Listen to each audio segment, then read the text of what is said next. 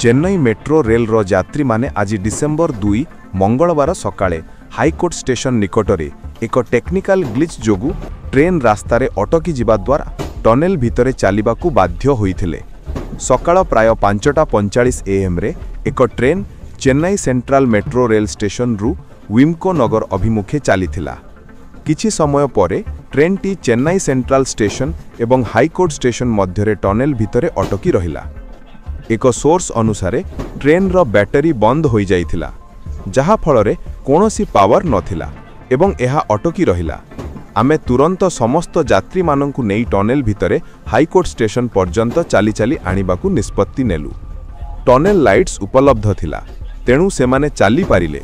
तुरंत सेमाने high court station रु परवर्ती ट्रेन रे यात्रा कले। जहा ट्रेन रे खरापी होइथिला ताकू अन्य एक ट्रेन रो सहाय्य रे टो करा जाइथिला एवं चेन्नई सेंट्रल स्टेशन को फेराई अणा जाइथिला। अधिक खबर पाई फॉलो करंतु ऑफ बीट ओडिशा।